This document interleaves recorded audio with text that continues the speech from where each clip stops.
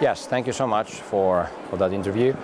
I would have to say that the 5G and the potential 6G technology is one of the technologies that are the most prominent ones for the upcoming 4G, fourth industrial revolution that we are experiencing globally.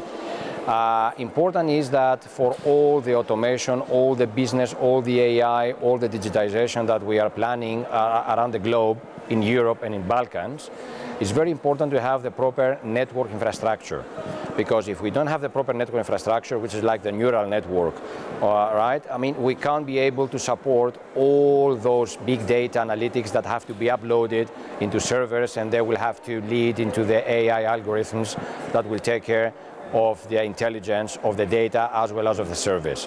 So it's vital for local MNOs, mobile network operators, as well as for ISP providers, internet service providers, to be able to support all that infrastructure.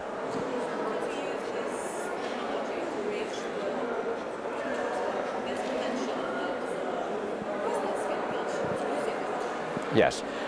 For example, in most of the cities nowadays in Europe and globally, we are experiencing a big boost in IoT technology, green cities, green technologies, smart cities, and all those nice things that we hear. Now, all those parts are typically based, apart from the AI business or the data analytics, as I said before, somehow we have to transfer all that information back to the cloud servers, and this is where the 5G and the supporting 6G is the one to give you the potentials for that data support. If you don't have the proper capacity and the proper infrastructure for critical services like low latency services, we will never be able to get the full potential of the service or of the business. For that reason, the MNOs, they will have to transform the network to make it more cloudified, more cloudification on the network, meaning that they will have to transfer most of the infrastructure into cloud servers that will be very flexible. We can add on the cloud servers a lot of artificial intelligence software.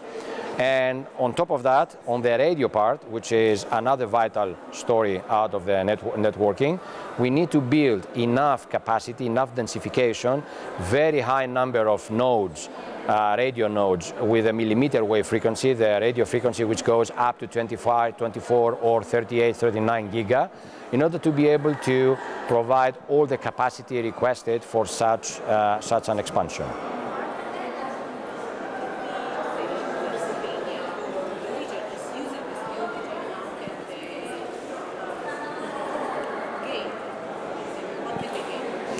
Yes.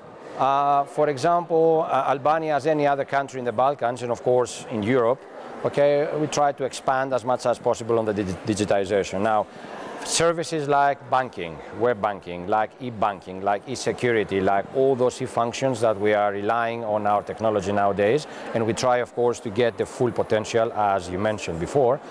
They need that IoT infrastructure, they need that cloudification, and they more than ever need the more capacity, right? So this is the right idea to combine terrestrial networks, 5G, 6G terrestrial networks, satellite ones. There are many excellent projects in Europe where we can have some private companies that they do provide IoT over satellite or 5G over satellite, which means that we can take advantage out of the uncovered areas in the country. You don't have to pay a lot of money to do the infrastructure, but you can rely also on satellite networks.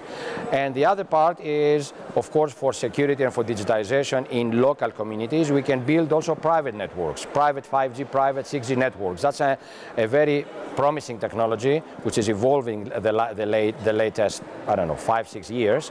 And I'm very proud, actually, for my company to be the one that is leading that type of digitization using the private networks, because we can build a lot of small networks that can be part of the whole capacity of digitization of the country, for example.